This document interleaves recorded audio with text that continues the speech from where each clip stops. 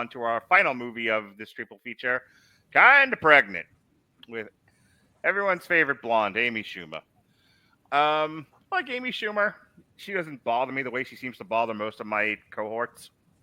Um, I hated her in Unfrosted last year, but when she was coming up, I tended to like her stand up. Do you have any thoughts on Amy Schumer, Mick? I haven't watched a whole lot of her stuff, to be honest. Like, I remember seeing stuff like clips online of what she did. I Feel Pretty or something like that. Yeah, I'm bringing up her list of movies now. But I don't. I guess I don't really have an opinion. So yeah, she did. Yeah, I Feel Pretty, when she was also a Trainwreck. Yeah, Trainwreck is the one that I really liked of hers. That's the one with John Cena, and I remember seeing that one in theaters and thinking, like, this is actually a pretty good movie. You know what? How it dealt with personalities and whatnot, and what it was saying. I actually really enjoyed Trainwreck, but um, like I said, all I have else to judge her by is her stand up, and her stand up for the most part I thought was funny. What about you, Mac? Her stand up to me, it's passable. But it's not aimed at me. It's not aimed at men my age. Yeah. It's just not. I found it okay. It's not something I would buy a ticket to go see, but her delivery is good. Her timing is excellent, and if you are her target audience, she'll make you laugh. She, I think, as long as she doesn't anger the neckbeards, she has, and I'm gonna say this when we talk about Kinda Pregnant. Amy Schumer definitely makes movies for women that speaks to women in a way that I think men struggle with. Um, but I don't know if her kinds of movies go beyond that.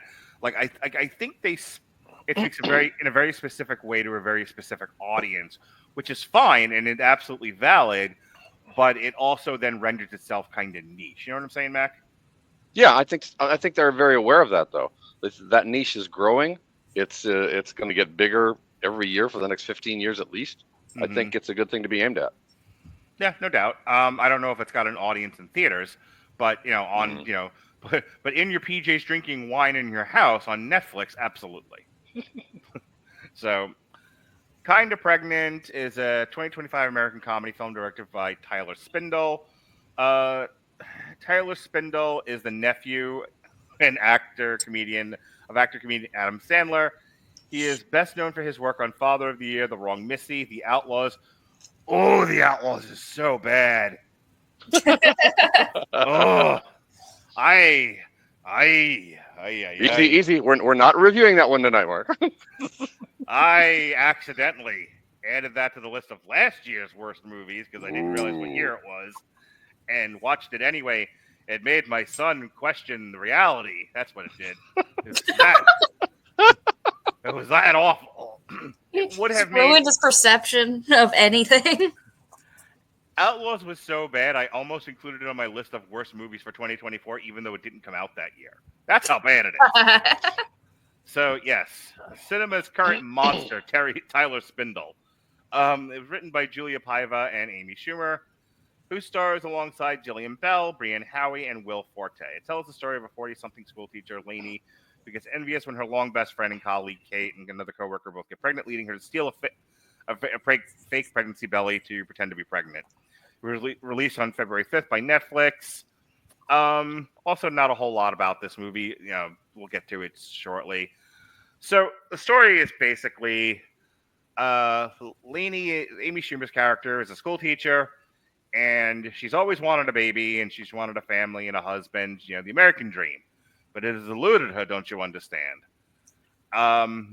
She thinks she's being proposed to. She is not. Because this is the year of our Lord 2025, he instead proposes, why don't we have an open relationship? Well, I think he actually proposed a threesome, but it is kind of alluding to that. Yeah. Yes.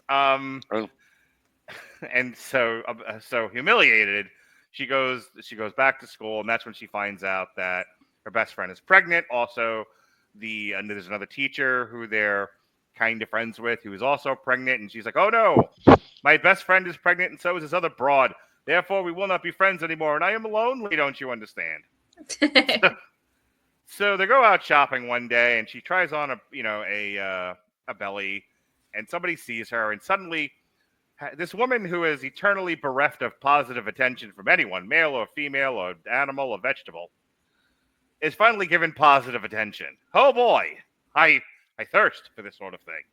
So she leaves the pregnant belly on, and she continues to receive positive attention. She's like, "Well, I'm not going to stop this. This drug is better than heroin. Validation, appreciation, positive attention. Fuck you. I'm not taking this belly off." So then she makes the odd choice of going to a pregnant woman yoga class. And after some physical comedy that would have resulted in someone calling a paramedic, she leaves, and she is joined by this other blonde lady who is also pregnant, and they become best friends. During all of this, not with her pregnant belly, she goes into a Starbucks where she meets just the nicest bearded white man you've ever met, as we all are. And it turns out the new friend is also this guy's sister, and he lives in her garage, as all good New Yorkers do. So now, to some, she is pregnant. To others, she is not, and she leads a dual life, fighting crime. Wrong movie. And so she is leading now a dual life because she does not want to give up the friend she has made while faking pregnancy, but she can't act this way in front of other people. They know she's not pregnant. She is full of shit. And then it's one situation after another until finally she gets more or less called out publicly, but for being pregnant for something else. I think for wanting to have an abortion or something like that. And it's like, oh God. So she's like, all right, I can't continue the lie any further. So she comes clean, and because we're doing physical stupid comedy, drops a turkey from her belly. Oy, gewaltz. So Yeah. So the turkey is then dispensed of, and the best friend is like, "Hey, you lied to me. You're a lying sack of shit. I don't want to be with you anymore." And the boyfriend is like, "What the fuck? Who does this sort of thing?" So then her and the best friend have their confrontation and resolve their differences, and she's going to be a better person now. And the first thing she does in her apology tour, she goes back to the new friend, and the new friend says the best line of this entire movie. She's like, "I'm not giving you consolation to somebody who hurt me. Get the fuck over yourself." And she's like, "All right, what if you just forgive me then?" She's like, maybe. So that's fine. She goes back to the boyfriend, and the boyfriend's like, "I told you the last girl lied to me, and I'm not over that yet. And you told the biggest lie ever, you crazy person. So I don't want to be with you, you psycho." But then he does a romantic thing because he's a Zamboni driver, and we must fire Chekhov's gun. Shows up at her school, all say anything style, and he's got the Zamboni. Hooray for romance. And because this is a Happy Madison movie, which is Adam Sandler's production company, and an Amy Schumer movie, post All's Well ending well, they proceed to do millions of dollars worth of damage to the street and every car around because Amy Schumer can't drive a Zamboni. Voila, lobster. I go get drunk. Mac tells you what he thinks. Yeah. Okay. Starting off the fact that I'm not Amy Schumer's target audience. I haven't watched a lot of her comedy because I didn't find her funny. I didn't see Trainwreck, although I remembered thinking, yeah, that's about right. As I hear, she did pretty well there. And I mean, I'm gliding into this movie with literally bad expectations, and I find the plot as absurd as you seem to, but at the same time, you can't get after somebody with going after broad comedy, and get them for turkeys under the shirt. That's exactly how it's made, and Amy's made herself famous with that sort of thing. I hated it. It went the wrong way. It didn't explain a lot of things. How the hell did he fall for a curtain under the dress as a pregnant belly? It's not the same size as the belt. It's got folds in it. I mean, there were too many unbelievables there, and I couldn't deal with it.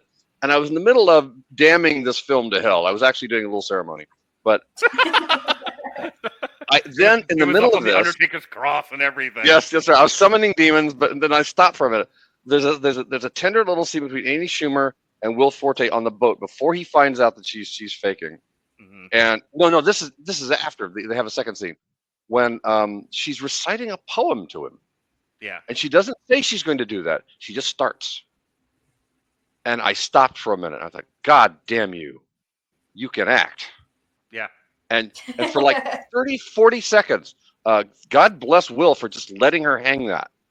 She does this tender, romantic scene. The camera work pushes in just gently. It's perfect. If you were going to be overwhelmed by something like this is how it happened. Then they turned right around and went back to the movie. So I went back to Summoning Demons. But I got to say, I'm mad at Amy because she can clearly act, and she's hanging her head so hard on this comedy that made her famous, which I get. I understand. Here's how I got here. I got to keep doing that. But the girl can act, and she's hiding it. Everything else was fine, passable. The supporting cast were exactly what you'd expect in this kind of comedy. They were unique. They were weird. We have the sexiest kindergarten teacher in the world, which is absurd on the face of it. The lines that they let Will Forte improv quite a bit. I think one of the lines was, she says, "Have you ever dated a pregnant lady before?" And he says, "Oh, you're the least pregnant person I've ever dated." So they start going back and forth about what constituted a later pregnancy and how where would he draw the line.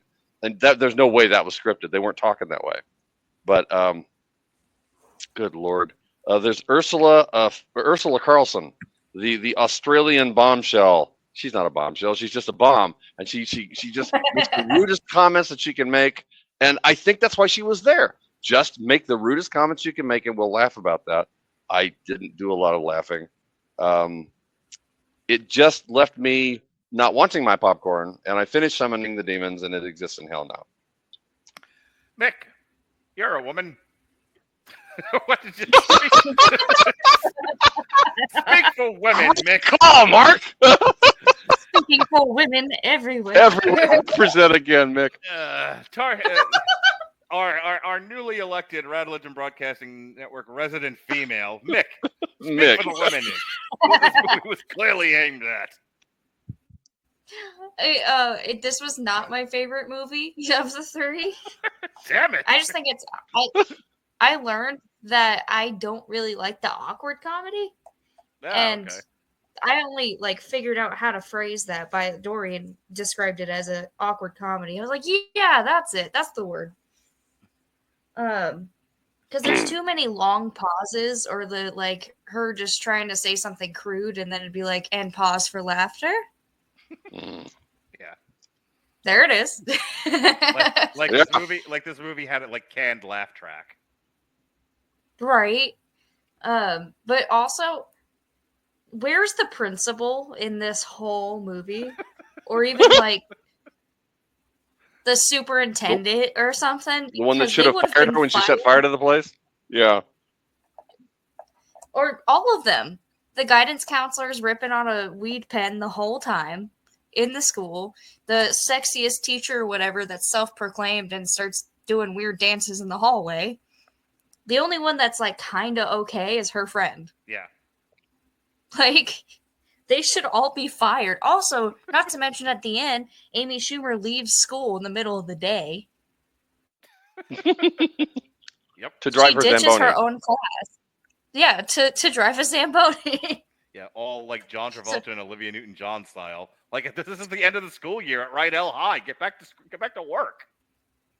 I can kind of see that she would cater to more women, and that's how she found her audience, kind of thing. Because I did kind of get that vibe with her, the subject matter, and how she would talk about wanting to be pregnant her whole life, and that's just what she wants. And the dudes in this movie are kind of not a second thought, but not the focus.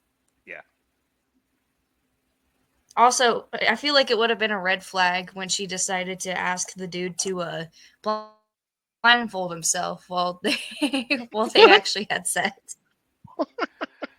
Unfortunately, also, we're oven mitts.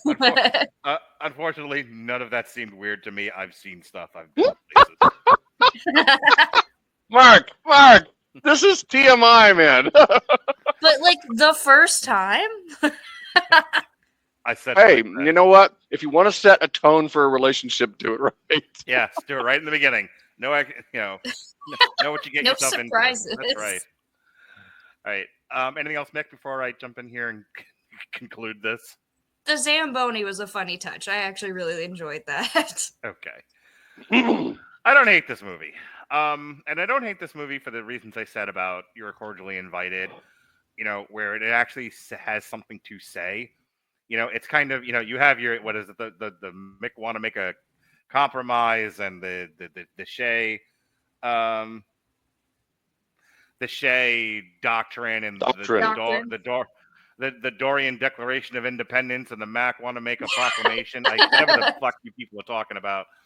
I kind of have the I kind of have the Halloween Kills amendment, which is, I don't care what it is you're saying, as long as you're saying something, and it doesn't have to be that smart.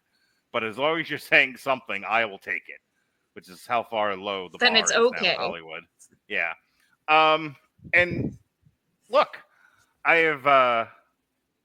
have had 2 kids, so I've known a pregnant woman or 2 in my time, and I have known plenty of mothers, dated a few. And I feel like this movie was speaking to them specifically in a way that many movies don't, which I liked. I think speaking to the insecurities of motherhood, not necessarily raising the kid, but like just being a pregnant woman, which is never something I'll ever be totally understand. I'm a guy, and very much so. Yeah. But I think the ideas of what happens to a woman's mental health when she's pregnant, how people treat them, what society is like for a pregnant woman. I think it spoke to all of those things in a way that wasn't particularly preachy. It touched on them. It presented them as issues. They're out there. We hear you. We see you. And then, they did things like, drop turkeys out of our vaginas and drive Zambonis into things. It's this is a big thing with me, and this is where I think the movie was largely successful. Amy Schumer's character is not terrible. You might not like her. I don't think she's broadly appealing. Don't get me wrong, but I don't think she's a bad person. I have a real problem cheering for bad people in movies and television. I talked about this with Sons of Anarchy when Jesse and I reviewed that. Like, you're expecting me to cheer for this, outlaw biker criminal ne'er-do-well, and against the cops, and it's like, I already don't like this.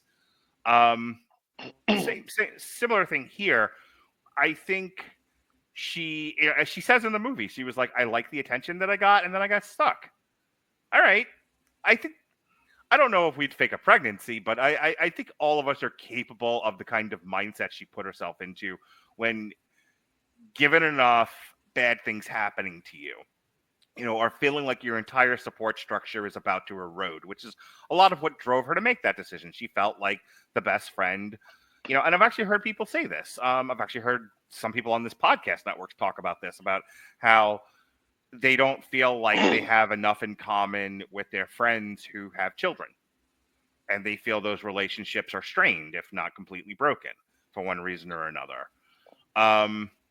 And it does happen to some people. Your friends choose to have children, and they start to have friends that have children, and that becomes their whole life. And then you're the non-child having friend, and where does that leave you? So I like the fact that the movie touched on all of those things, as stupid as it was at times. And I think the movie struck the right balance between, absurd comedy and, a movie with something to say about a very niche subject, but a subject that I think a lot of people can relate to, because we all have, we all know pregnant people. We all, some of us are pregnant people. So I don't hate the movie. Like I said, I think some of the comedy doesn't necessarily appeal to me, as I've talked about endlessly now tonight, but I don't necessarily, that's fine. I'm not the kind of reviewer that throws the baby out, no pun intended, throws the baby out with the bathwater, because something doesn't appeal to me specifically when I know it will appeal to other people.